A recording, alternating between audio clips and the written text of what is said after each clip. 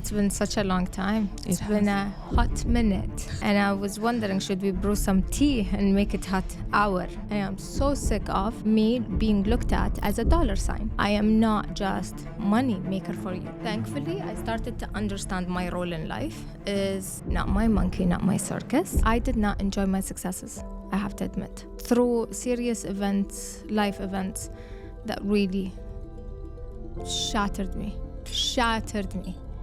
I discovered that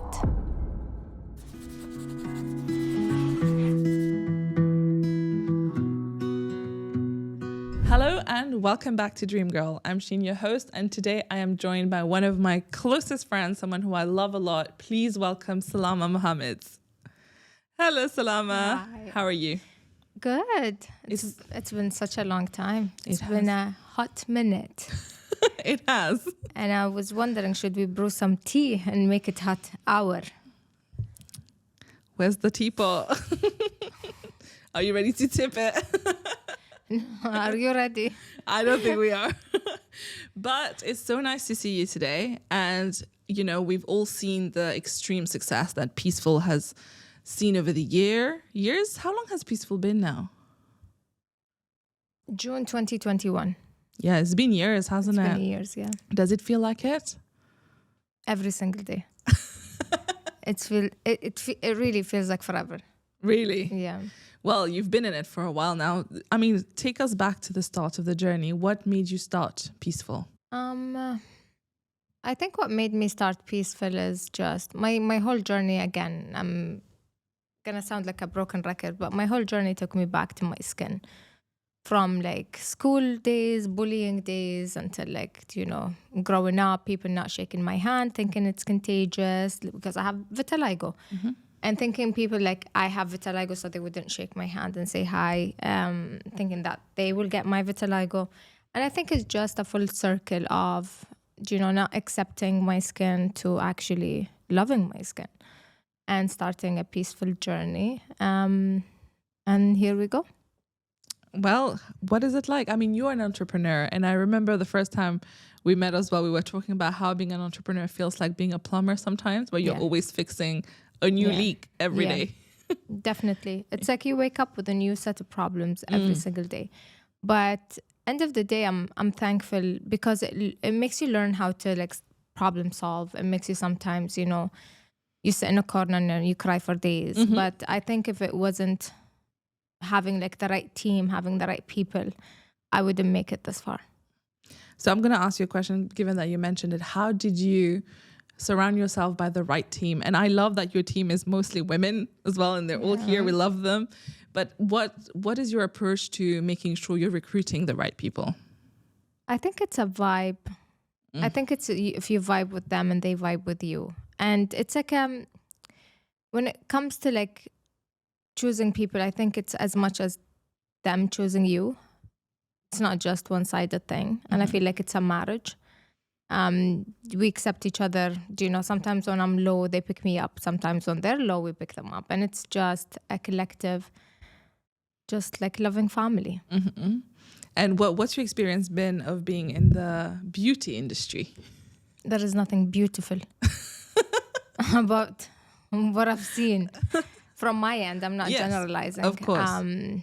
My job is to put out fire every single day. Mm-hmm. And I think the beauty side of it is just, I think being creative, taking control of what product you put out there and just going against the grain kind of thing. With Peaceful, we did not reinvent the wheel. When it comes to products, we just spent it differently. Mm-hmm. And I feel like that's, when it comes to beauty world, it's been same old product, same old, like, you know, brands. It's just the same thing. They just do not reinvent. And this is where we came and said, you know what? No, we're actually going to challenge what beauty standard is. We're going to be more inclusive. We're going to be more from people to people. And we're going to be just approachable. And so far, it's been a great journey. Yeah, for sure. I think one of the things behind the success of Peaceful is that it does feel like you've poured all your love into it. There's such a human history behind it. And that's why people relate to it. And of course, the quality and everything of the product. But in your little time of being in it, of course, Peaceful is a UAE homegrown brand. What was your experience of having to deal with, the current stereotypes of people preferring Western brands as opposed to local brands? I mean, I personally was one of them as well, because we have like set of brands that dominated the market for so long. And when you see something new, you just hesitate.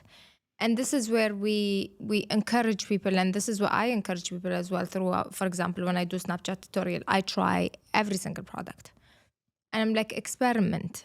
Like, give the new guy a chance. Because why? It's for example, look at me. I came into the market changing the narrative, it took a while for people to actually believe in Peaceful. It's fine. It's okay.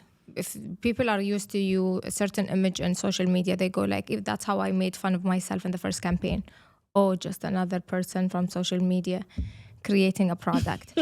But it wasn't that case. It was my whole life in social media was me learning about people, what they want to do, and creating the product for them. It's been a product of like such a long time collecting information and data and like experiment with people, open up my platform for everyone to tell me what they want. And for me, I encourage people to try a new product, give them a chance, because what out there is like they understand your struggle.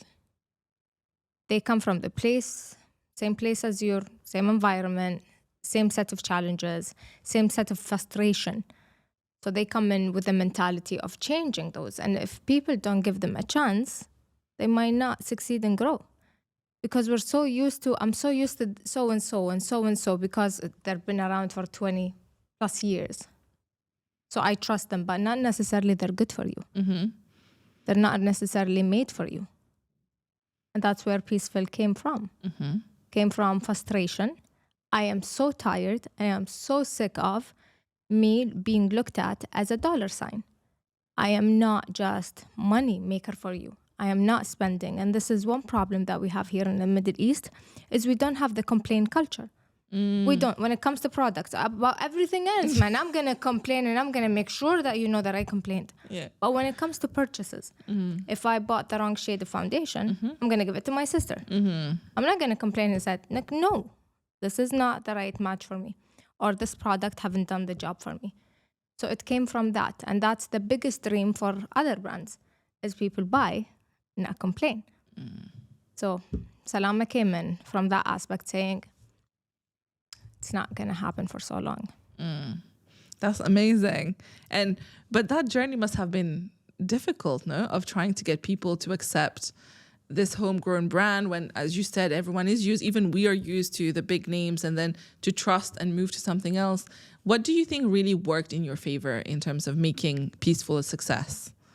People were hungry for a change. And I think it was about time. And I think, and I'm so thankful for Sephora Middle East to believe in Peaceful because we launched from the get-go as well. That gave a lot of credibility to Peaceful.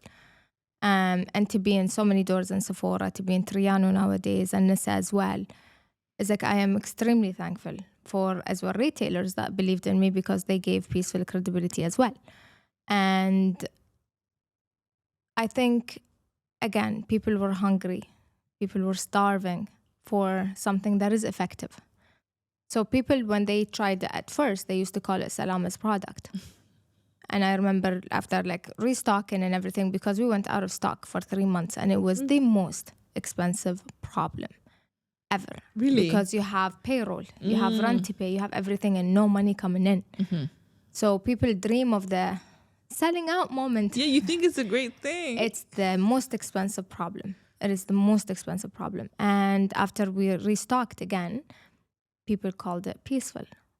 So it went from Salamas product, we're going to try it just because it's Salamas product, to actually Peaceful. And I want to say for people out there as well, like just make the step and do. Sorry. Make the step and do it because people will believe in you. I mean, I found so much support from everyone out there, more than family support. So it's like, it was beautiful. And you just have to do it and believe in yourself and others will follow.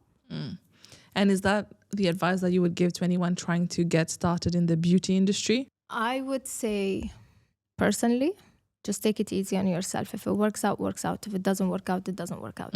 Because I personally had like failed businesses before. Yeah. And for me, I wouldn't trust someone that they haven't failed in life, because life haven't slapped you around enough. And it's coming. And it's coming. It's a beautiful thing. I carry it as a badge of honor that I failed before in my life, because it taught me how to be scared. And I know what failure is, and it freaks me out. But sometimes you get challenges that buries you, but you know what, I am terrified of being scared. I'm gonna get out of it. And that's life lessons. And I think just for a 20-year-old, you would listen to my wisdom. I don't give advice, I lead by experience. Just, you know what, your 20s are for you to learn about you and yourself, and your 30s is about to actually live who you are. So go ahead and just experiment. If it happens, it happens. And if it, it doesn't happen, then pick up the slack and go ahead and do another one. And everyone is rooting for you. Nobody's judging. Yeah, I love that. And isn't that the saying that you either win or you learn? There's never losing, right? So if something doesn't work out, failure is the best teacher. You learn so much from failing. Definitely. I mean, what makes the failure sound daunting is everyone, their eyes on you and saying, oh, I said so. Yeah. But if you keep in mind, if you do it for you and not for anyone else's, then you have nothing to lose. I like that. And I want to go back to what you said about your 20s being discovering what you want to do, and then your 30s living who you are. How did you find out who you are as a person? I'm still learning, to be honest, because I spent my whole 20s being a full-time mother. So I did not have time to know who Salama is. I didn't. I was torn between, ketchup hands into like diapers and to be honest, like my journey just started in 2021. Like I started late. So I think people should learn something from that, as well as like there is no set age for you to, oh, I'm in my 20s, I should be a millionaire by now. No. Learn and welcome the failure if it happens, and you learn from it. But how did I discover me? That was a question that been asked by my amazing team, I remember. And I was like sending them a message on the group saying, do I have a midlife crisis? Do I have an identity crisis? Who am I? Because I'm learned to say who am I throughout media training, throughout interviews, throughout like the perfect answer. Who is Salama? Who is Salama? I have no idea, because I'm learning on daily basis. Salama yesterday isn't Salama today. I'm just evolving and learning. But I am set of values. I am set of flaws and of hopefully good things. And don't put pressure on knowing who you are. It's okay. I mean, I'm just discovering myself nowadays. Yeah, and you're right. We keep changing anyway. As we grow older, we experience new life things. And yesterday, our mutual friend, Nikki, she asked me a question. We love Nikki. Nikki, I love you. And she asked me a question where she said, introduce yourself, but don't use any of your education background, your professional background, or your titles, or what you do in life. And it took me a minute. Like, how do you introduce yourself? We get so used to introducing ourselves through our successes. Yeah. But you don't know who you are as a person. Yeah. And then it made me dig a little bit deeper. And I went into, you know what? I think I'm just a child who doesn't like responsibility, is who I am. Now you're going to give me an identity crisis. How would I introduce myself without any title? How would you? What would you say? Who is Salama? I think Salama is, if I just go back to childhood, will it be a childhood or will it be Salama today? Salama today. Oh my God. I'm just a loving person, that I have so much love to give. And just, yeah, I would say I'm a loving person. I would say you are too. Honestly, the first thing I noticed when we met, because obviously I've known you as Salama online. And then the first time I met you, I just remember feeling this huge wave of love from you. And you're a very loving person. And I just want everybody to know, I know people love you online, but she's exactly like that. And even more in person. And that's amazing. Thank you. And now I want to talk a little bit about that. You know, what has your experience been of, obviously you are a public figure, you've been online, and a lot of people recognize you, and it has definitely been helpful when it comes to starting a business and already having that personal brand. But how do you deal with it? The good, the bad, and everything that comes with being online? I'm a serial muter. Like, and blocker for sure. My God, I refuse to. End of the day, I am a human being. I am. And I learned the hardest way is, okay, I am in the public eye, but at the same time, I'm not in the public eye. People get surprised that I never leave the house. Yeah. I knew never that. leave the house. People think I'm a social butterfly. I, fly from a place to a place. I actually don't. I don't. From the office to the house, from the house to the office. I have no social life by choice because I want to protect my energy severely. Like, it's extreme. Like, my boundaries are so high.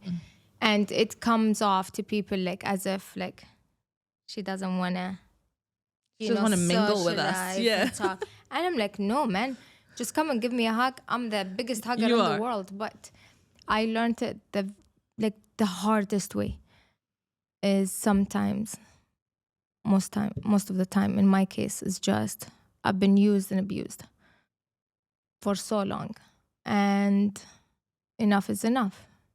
And it's okay to say like no, because by nature I have so much love to give. That's who I am, because I did not receive any love from my childhood. I didn't. I had to teach myself how to hug. I had to teach myself how to break the personal space when I come and give you a hug. So we have a saying in Arabic, فاقد الشيء لا يعطيه.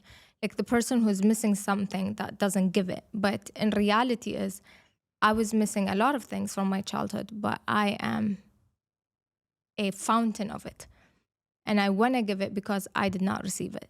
So, and I refuse to change who I am. But if I cannot change you, I will change you. Yeah. Period. Exactly. So for me, it's boundaries. And you know what? You're right. And it's true. We've only hung out at home with you because I know you don't like going out. But I think that's one thing I struggle with. And that's where I need your help, because I have not been very good at protecting my energy. Sometimes I would, the worst feeling is when you're around someone and then you think, I should not have come here. I'm wasting my time. And even now with like social media, sometimes you start seeing other sides of the people in your life where, for example, friends are a little bit jealous of the success that they think you have because they've seen your numbers online, and then their behavior changes a little. But what's your approach to, do you just cut someone off, or do you give them a few chances before you cut them off? If someone is giving you negative energy. Oh no, cut the cord immediately. Immediately. And I love the way you said that people think. Because people think, because of all the titles been given, for example, like ranked number 11 at Forbes and doing this, and like, 100 Peaceful is the top 100 companies that change the narrative when it comes to beauty and inclusivity, from like Vogue magazine. And they think like you made it. Yes. Salama today, here, I would say, like, I started off like, with a big budget, but it's a bootstrap company. It is. I personally invest in it, nobody else. So like, where I started versus where I am today, no, honey, trust me, you're richer than me. And the money is coming when it comes to like, you invest your time into the people, into the company and everything, the money will come. It takes you 2 to 3 years until you break even. But people think financially like I'm a gazillionaire. You're rolling in money. Exactly. And I'm like, honey, no, trust me. When is it coming? And it's fine. But it showed me the other side of people and how they perceive Salama and how they look at Salama and who wants to take advantage of you versus who thinks you're better than them. And honestly, the reason why I'm so quick at cutting cord is I don't have time. I really don't have time. Sometimes I don't have time to brush my hair from like putting out fires on daily basis. It's just, I think you have to be ruthless when it comes to that. For me, if people show you who they are, just trust them. Yeah, believe them. I agree. But now tell me, how does Salama manage her time on a day-to-day basis? Because I know you're extremely busy and you are a mother, you have the company, you have the social media, you have public speaking and all of that. How do you go about managing your time to make sure you also look after yourself? I have no idea. With a solid team, I guess.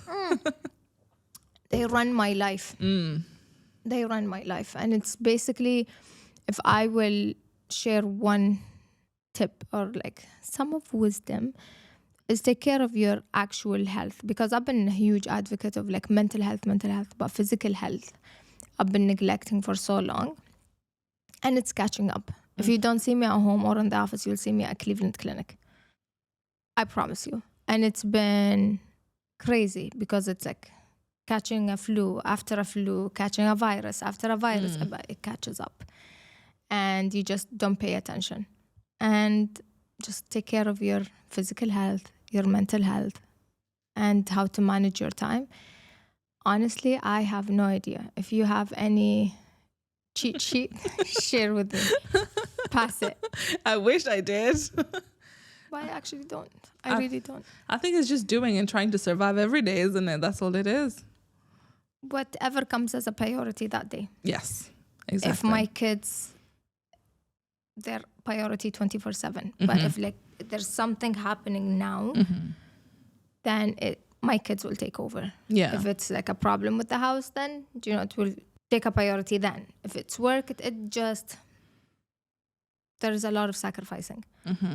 When entering that entrepreneurial road. Yeah. It's really, there's a lot of sacrificing. Okay, now I want to ask a little bit of a different question because I know you as being someone who is extremely funny.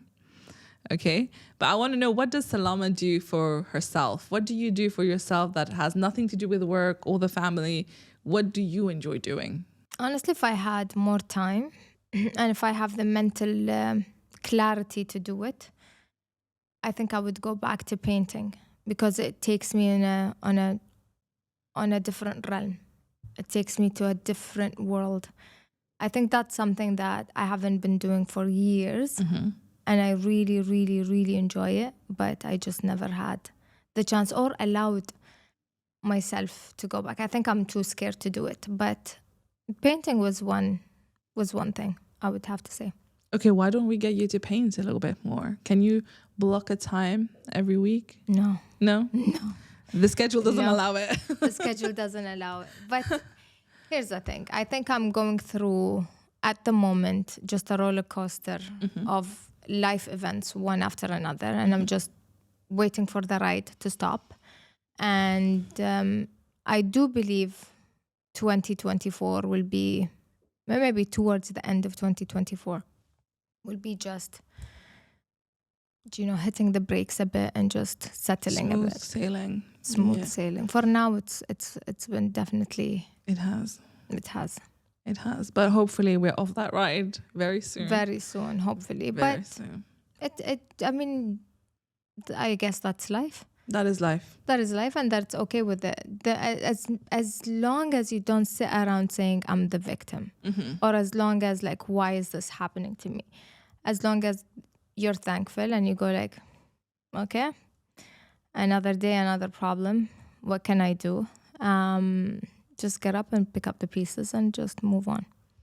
Yeah, the first time I think I realized that I have reached adulthood is when I realized that there's no point in life where you won't have problems and your life is peace, right? It's just different types of problems. Some of them you know how to handle, some of them you don't know how to handle, some of them you see coming, some of them just come at you and you don't know what to do. But therefore, it's a very important life skill to have, to be able to deal with daily challenges in life. And as you said, you have this beautiful mentality of not thinking, why is this happening to me? You just think, how can I deal with it? But how do you, because this is, a lot of people will think this is easier said than done, right? When you say, okay, let's deal with it. But in the heat of the moment, when a problem crops up, you might just... cry. Oh, for me too. sure. Me too. For sure. Cry. You cry first? Cry first. Have anxiety attack. Roll on the floor like a baby position with a blanket over my head. Just honor the feeling, I guess. Honor it. It's me pushing my feelings away for so long cost me like severe IBS. Me pushing my feelings for so long cost me severe anxiety disorder. Me not dealing with things. And like, for example, when my father passed away, I did not grieve him because I was like, I'm in denial. Like I was in denial. And it caused me depression. So like, honor the feeling, deal with it. My psychiatrist had to come to my house to give me sessions in the house to make me trust leaving my house and go back to the clinic. That's how like bad my depression was. And it's just pushing away those feelings. Because here's the thing, I grew up in an environment where by default I was the victim, right? But I refused that mentality for so long. Then my role switches from like receiving all of this horrendous treatment to running away from my problems by being a savior for my friends. I was the one who would, problem solving thanks to my ADHD. Like I would be there for everyone. I would like, save everyone's problem. I was the savior. I took on this role to save everyone. Yeah. But to run away from my own problems. Like to not face any problem. Then it just stacked and stacked and stacked. And it caused me so much suffering, so much pain. And it just not honoring the feeling. Trust me, it will manifest in different health forms, health issues. It will manifest. There is no way around it. Like I'm young and I'm suffering from so much health problems. It's because I refused to face them. But when I started to, pay attention to my mental health and like seeing a psychiatrist on a regular basis and everything, thankfully, I started to understand my role in life is not my monkey, not my circus. Yes. Boundaries. And where is Salama been throughout everything? I was there for everyone, but nobody was there for me. So I learned I am not anyone's savior. No one. I need to save me. And if you need me, I'm not going to share an advice. I'm going to lead by an example and tell you my experience. Whether you take it, whether you leave it, boo-boo do you. And it just, I think, took so much weight out of my shoulders. Wow. Yeah, honestly, I remember we had this conversation about the broken birds. We used to attract the broken birds, right? Because we want to help them. And it's just a way of you not coping with your own problems. But I'm glad we're past that now. See you. Bye-bye, birdie. Bye-bye. Don't let me see you ever again. But yeah. No, for sure. And now a fun question is, what do you think are the strengths of a woman, especially as someone who is a CEO of a company? What do you think you bring and you saw in yourself was your strength being a woman in the arena? Honestly, how do I answer it without sounding... Okay. Don't worry about that. It's when it comes to getting the job done, it doesn't matter if you're a man or a woman. You just have to get the job done. That's how I see it. When I go into the office, I don't say, "Hey, I'm a woman." Yeah. No, I just go there as a human being. And, I have responsibilities and we're all there for each other and just have to get the job done. Like that's how I see it. Like I see a lot of things out there. Like, how do I say it in a nice way? I really don't. When I walk into the office, I don't see myself as a woman or as a man. I just see my Salama. Yeah. But speaking of women, when it comes to being on that role and like establishing companies and doing things, I found a lot of amazing support. Yeah. A huge support. Like I feel like even the system here in the UAE and in Dubai especially is made for women to succeed. Is made when it comes to like, issuing license and like issuing, company, certificates and license and everything. I feel like I got it easier. And it just, I feel like everyone talks about the American dream, but no, it's the UAE dream. It's the Dubai dream. Is this place is made for you to succeed, not to fail. And there is no excuse. And this is something I always encourage everyone to do. There is no excuse. If you want to do it, you're going to do it because the system is there and put in place to support you.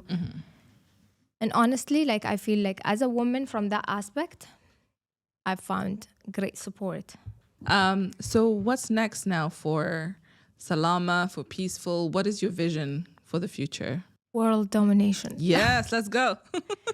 I think just have fun and enjoy it a bit. I've been stuck in this role that, I did not enjoy my successes. I have to admit. I didn't. And it just hit me that I deserve it. And I owe it to myself. And I think if I just, and this is something that I go to therapy for as well, as I sit and I shout out to Dr. Asad, is one problem that I face all the time is I do not celebrate anything. Why is that? I think it goes back to my childhood. It's like, I have to do better. So you're always aiming for higher? Not higher. I just always aim to be the best version that I could.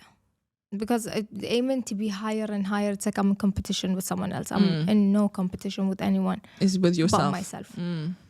And just how can I be better? How can I enhance it? But through serious events, life events that really shattered me, I discovered that sometimes things are out of control. And sometimes those celebrations are like amazing memories to go back to and say, I remember that feeling. I want to wake up tomorrow and do it. But because I never celebrated it, I just don't have a memory to fall on. That's deep. But it's okay. Plenty of successes coming for us to celebrate. Exactly. Right?